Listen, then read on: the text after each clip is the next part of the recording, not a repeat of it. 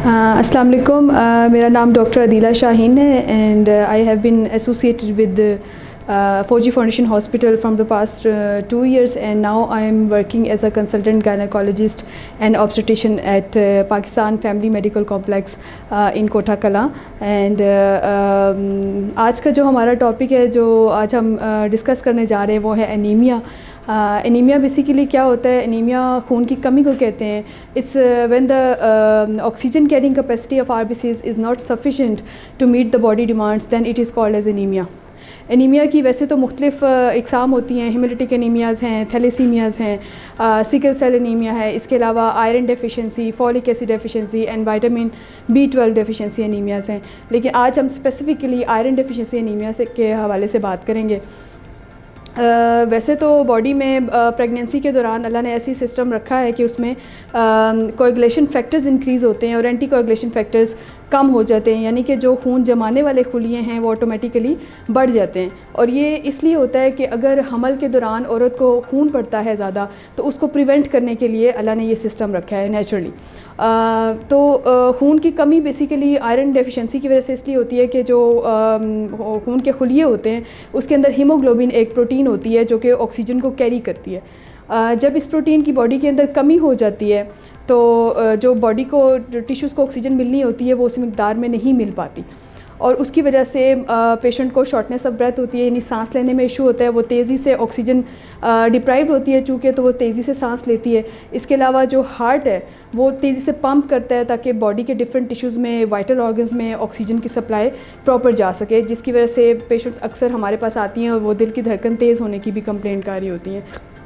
जो अमूमी तौर पे नॉर्मली पेशेंट की कंप्लेंट्स देखी गई हैं उसमें उनको थकावट रहती है, किसी काम करने में उनका दिल नहीं लगता, ध्यान नहीं लगता है, और सांस फूलती है, दिल की धड़कन तेज़ होती है। ये सब अलामात खून की कमी की हैं।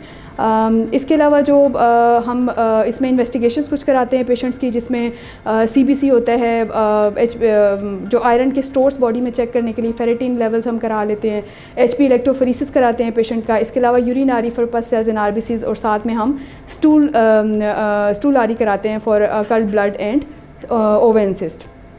लैब टेस्ट के अलावा पेशेंट को हम स्पेसिफ़िकली गाइड करते हैं कि उसने जो अपने सप्लीमेंट्स हैं आयरन और कैल्शियम के, वो प्रॉपर लेने हैं। जो आयरन के सप्लीमेंट्स हैं उसके लिए लोगों की एक मिथ होती है कि उसको दूध के साथ वो यूज़ कारी होती हैं मेडिसिन्स, तो उसके लिए हम पेशेंट को गाइड करते हैं कि जो आयरन और कैल्शियम है, एक तो वो इकट्ठे नहीं यूज़ करना है, आपने सेपरेट टाइमिंग्स पे लेना है, और आयरन को पानी के साथ यूज़ करना है, दूध के साथ नहीं, क्योंकि दूध के साथ इसकी एब्जॉर्प्शन जो है वो कम हो जाती है। और कौन सी चीज़ें आयरन की एब्जॉर्प्शन को ज़्यादा करती हैं, उसमें ऑरेंज जूस है, विटामिन C सप्लीमेंट्स है, अगर उनके साथ पेशेंट आयरन को लेती है तो वो उसकी एब्जॉर्प्शन जिस्म के अंदर बेहतर होती है। जो आयरन की डेफिशिएंसी की जो कॉजेज़ हैं, उसकी वजूहात हैं, उसमें बहुत सारी वजूहात हैं, जिसमें कुछ वजूहात ये हैं कि एक तो जो जिन मरीज़ों में माहवारी के इशू होते हैं, यानी कि उनको खून बहुत ज़्यादा पड़ता है, ब्लड फ्लो ज़्यादा होता है उनका शुरू के दिनों में, तो उनमें एक तो खून की कमी देखी गई है। इसके अलावा उन ख़वातीन में जिनकी रिकरेंट प्रेगनेंसी होती है,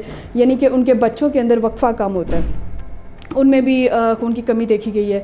जिनमें एब्जॉर्प्शन की प्रॉब्लम है, यानी कि अगर वो खुराक तो प्रॉपर ले रही हैं लेकिन वो एब्जॉर्ब आयरन उनकी बॉडी में सही नहीं हो रहा, कोई उनकी स्टमक की सर्जरी हुई हुई है, या उनको कोई इंटेस्टाइन्स का प्रॉब्लम है, इन्फ्लेमेटरी बाउल डिजीज़ है, कोई इन्फ्लेमेटरी कंडीशन है, तो उनकी एब्जॉर्प्शन प्रॉपर नहीं हो रही, डाइजेस्ट नहीं कर पा रही, या फिर वो प्रॉपर खुराक ही नहीं ले रही जिसमें आयरन उनको प्रॉपर मिकदार में जा सके। तो ये सब कॉजेज़ होती हैं खून की कमी की, और इसके लिए ट्रीटमेंट कम से कम भी 3 हफ्ते के, इसको जो प्रोफाइलेक्टिक डोज़ है आयरन की वो 65 मिलीग्राम है, जबकि इसकी जो थेरेपेटिक डोज़ है वो 200 मिलीग्राम पर डे है। शुरू के जो पहले 3 महीने होते हैं, फर्स्ट ट्राइमेस्टर में आयरन की रिक्वायरमेंट वो 2.5 मिलीग्राम पर डे है, जबकि थर्ड ट्राइमेस्टर में ये 6.6 मिलीग्राम पर डे हो जाती है। टोटल प्रेगनेंसी में 700 से लेके 1400 मिलीग्राम तक आयरन की रिक्वायरमेंट बॉडी को होती है।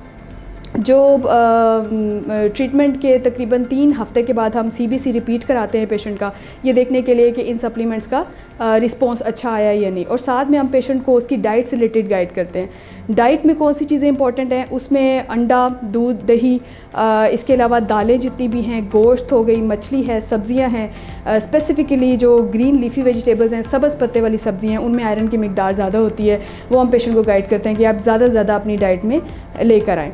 तो इसके साथ ही जो आज का हमारा एनीमिया का टॉपिक है वो इस पे मेरी डिस्कशन जो है वो ख़त्म होती है। नेक्स्ट टॉपिक तक के लिए अल्लाह हाफ़िज़, थैंक यू।